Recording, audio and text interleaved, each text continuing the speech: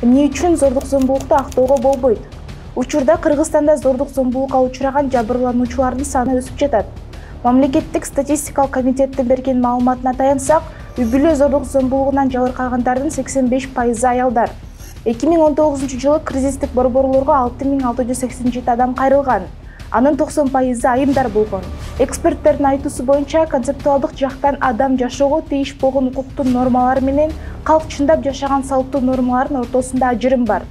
Бул Кыргызстанда коом өтө криминалдашкан жана бир топ примитивдүү укуктук аң сезимге ээ экенинен кабар берет. 10 жыл мурункудай эле аялдарды ур-токмокко алуу майда бейбаштык катары сыпатталган. Эркектер эреже катары аялдарга карата зомбулук үчүн тийиштүү түрдө жазаланбайт. Укук коргоо органдарынын зомбулук көйгөйлөрүн чечүү компетенциясына дайыма эле ээ боло бербейт. Укук коргоо органдарынын айрым өкүлдөрү кээде муну көйгөй катары көрүшпөйт. Анын үстүнө зордук зомбулуктун алдын алуу маселелерин чечүүгө тийиш болгон аксакалдар соттору көбүнчө бул функцияны аткарышпайт. Калктын басымдуу бөлүгү сыяктуу эле аксакалдар сотунун өкүлдөрү да стереотиптүү же ушак айынга, жалган маалыматка ишенишет. Ошондой эле коомдо victim blaming деген түшүнүк бар. Victim blaming бул жабырлануучуну өзү кандайдыр бир жол менен кылмышкердин ага карата агрессиясын козгогон деп айыптоосун билдирет. Ал кандай? Коом жабырлануучуну айыптап, агрессорду актайт.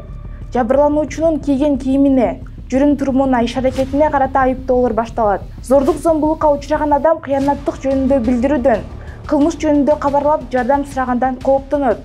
Бул учурда агрессордун иш-аракети эл тарабынан акталып, ушунусу менен кылмышкерди башка жаңы кылмыштарга түртөт. Ал эми Кыргызстанда зордук зомбулукка учурагандар кандай кийинген аттуу көргөзмөдөн жабырлануучулардын джинсы, футболка, халат, жоолук, мектеп формасы жана кичинекей кыздын көйнөгүн көрсөк болот.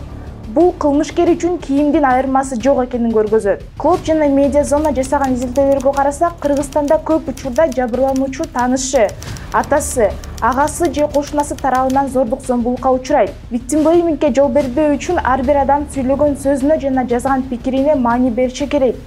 Коомго сенин оюң эмес, сенин жазган сөзүң жетерин эстен чыгарбоо зарыл. Кылмыштуулукта жабырлануучу эмес, ар дайым кылмышкер күнөөлүү. Victim blaming жабырлануучуга же анын жакындарына кайрадан травма алып келет.